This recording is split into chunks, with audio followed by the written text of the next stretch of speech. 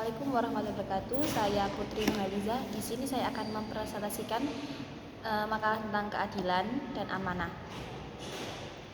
Amanah, definisi amanah. Menurut bahasa, kata amanah diambil dari kata aman yang berarti pemeliharaan terhadap apa yang diamanahkan. Amanah bisa memiliki arti tentram, aman, selamat, dan harmoni. Yang kedua, menurut istilah amanah, menurut KBBI ialah arti sesuatu yang dititipkan, sesuatu yang dipercayakan kepada orang lain. Sedangkan menurut Darimis, amanah memiliki arti benar-benar bisa dipercaya. Menurut Muhammad Quraisy Shihab, sesuatu yang diserahkan kepada pihak lain untuk dipelihara dan dikembalikan bila tiba saatnya atau bila diminta oleh pemiliknya. Amanah merupakan lawan kata dari khianat, adalah sendi utama interaksi. Amanah tersebut membutuhkan kepercayaan, dan kepercayaan itu menghasilkan ketenangan batin yang selanjutnya melahirkan keyakinan. Amanah itu merupakan sifat yang diberikan Allah agar dimiliki dan dipelihara oleh kaum muslimin. Islam mengajarkan apabila kita akan melepas keberangkatan seseorang kawan, hendaklah melepas dengan doa amanah.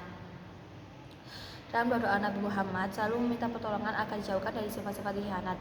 Oleh karena itu, kita sebagai insan yang memiliki tanggung jawab harus berusaha semaksimal mungkin untuk mengemban amanah tersebut agar kita semua terjaga dan terhindar dari sifat khianat. Ayat-ayat tentang amanah. Muhammad Quraisy Shihab menafsirkan beberapa ayat amanah, yaitu dalam surat Al-Anfal ayat 27, hai orang-orang yang beriman, janganlah kamu mengkhianati Allah dan Rasul, dan janganlah kamu mengkhianati amal amanah yang dipercayakan kepada kamu, sedangkan kamu mengetahui.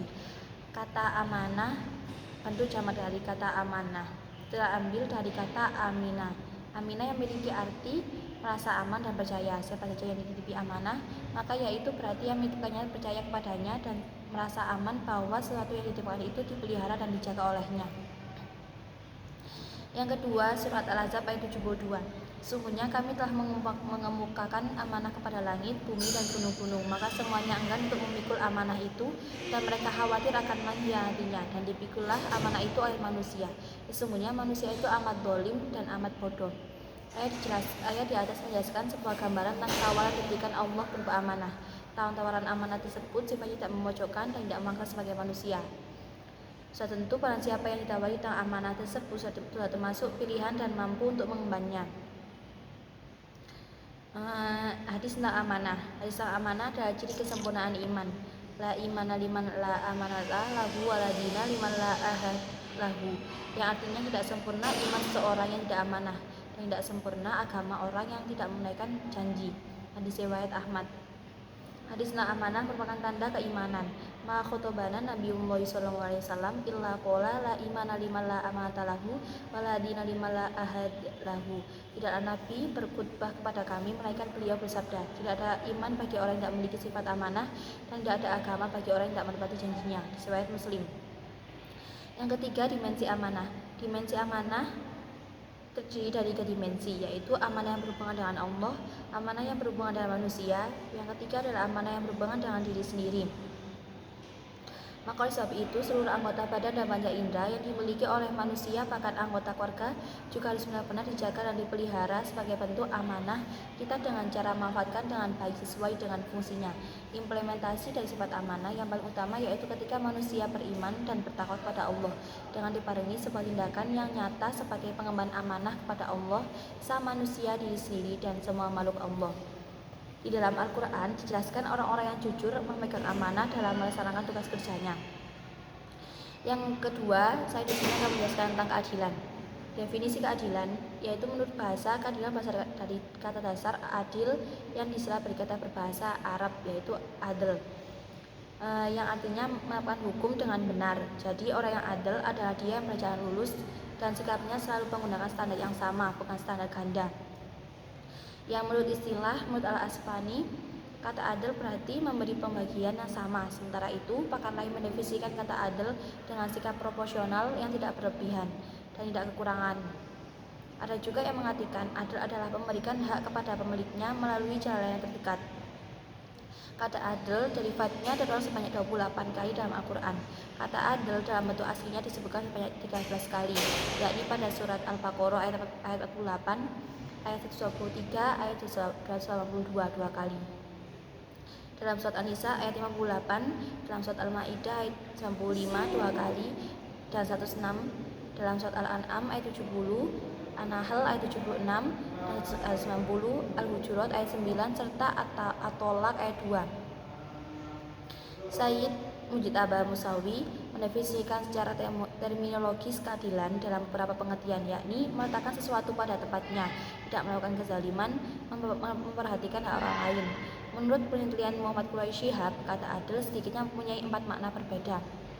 Yang pertama, yang berarti sama. Yang kedua, yang hukum seimbang. Yang ketiga, dalam arti dinisbatkan kepada Allah. Dalam Al-Quran, selain kata adil, keadilan juga disebut dengan ketentuan al-qis dan al-mizan. Kata al-qis mengandung arti bagian yang wajar dan patut, sehingga pengertian sama tidak harus persis sama, tapi hukum beda bentuk asal substansinya sama. Sedangkan kata al-mizan mengandung arti seimbang atau timbangan, merujuk pengertian bahwa keadilan itu mendatangkan harmoni. Ayat tentang keadilan dalam surat Al-Mutaffifin ayat 1-3, kecelakaan besarlah bagi orang-orang yang curang, yaitu orang-orang yang apabila menerima takaran dari orang lain mereka minta dipenuhi, dan apabila mereka menakar atau menimbang untuk orang lain mereka mengurangi. Yang dimaksud curang dalam ayat ini adalah orang yang tidak berlaku adil dalam menakar atau menimbang. Dalam ayat Al-Maidah ayat 8, wahai orang-orang yang beriman, jadilah kamu orang yang benar-benar menegakkan keadilan, menjadi saksi karena Allah biarpun terhadap dirimu sendiri atau ibu bapak dan kaum kerabatmu. Jika ia kaya ataupun miskin, maka Allah lebih tahu kemaslahatannya. Maka janganlah kamu mengikuti hawa nafsu karena ingin menyimpang dari kebenaran. Dan jika kamu memutarbalikkan kata-kata atau enggak menjadi saksi, maka sesungguhnya Allah adalah Maha mengetahui segala apa yang kamu kerjakan. Dari ayat-ayat di atas dipahami bahwa tidak dibenarkan seseorang untuk tidak berlaku adil terhadap suatu kaum karena kemarahan atau kebencian terhadap mereka itu. Tapi senantiasa dianjurkan untuk berlaku adil kepada siapapun dan dimanapun, bahkan sekalipun ia adalah seorang musuh. Ayat tersebut juga menegaskan bahwa janganlah permusuhan dan kebencianmu terhadap sesuatu kaum mendorong kaum untuk bersikap tidak adil terhadap mereka. Untuk itu putuslah mereka sesuai dengan kebenaran, karena orang mukmin mesti mengutamakan keadilan daripada berlaku aniaya dan berat sebelah. Urgensi penegakan keadilan menurut Al-Quran. Urgensi penegakan keadilan menurut Al-Quran, term al-adl dan al-qis juga termasuk term al-mizan pada berbagai bentuknya yang digunakan oleh Al-Quran dalam konteks perintah kepada manusia untuk berlaku adil.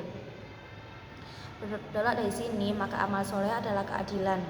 Perintah semacam ini tidak lain kecuali ia bertujuan untuk terciptanya kesejahteraan dalam arti yang luas. Quraisy Shihab dalam membahas masalah kesejahteraan, ia terlebih dahulu membahas masalah keadilan. Ini berarti bahwa kesejahteraan tersebut akan tercapai bila telah tercipta keadilan. Karena itu semakin adil seseorang, semakin menerapkan hukum Allah, dan semakin menerapkan hukum Allah akan bermuara pada pencapaian derajat tinggi di sisinya dan dihormati oleh masyarakat. Karena itu pula keadilan sangat penting untuk diamalkan oleh setiap orang. Di sini saya akan menjelaskan tentang kesimpulannya. Kesimpulannya, kata amanah diambil dari aman yang berarti pemeliharaan terhadap apa yang diamanahkan. Kalau menurut KBBI, amanah memiliki arti sesuatu yang dihidupkan. Terus amanah terdiri dari 3 dimensi, amanah yang berhubungan dengan Allah, amanah yang berhubungan dengan manusia, amanah yang berhubungan dengan diri sendiri. Keadilan berasal dari kata adil yang berarti melakukan hukum dengan benar. Urgensi menegakkan keadilan menurut Al-Quran, term al-adl dan al-qis juga termasuk term al-mizan pada berbagai bentuknya yang digunakan oleh Al-Quran dalam konteks perintah kepada manusia untuk berlaku adil. Terima kasih, cukup sekian dari penjelasan saya. Wassalamualaikum warahmatullahi wabarakatuh.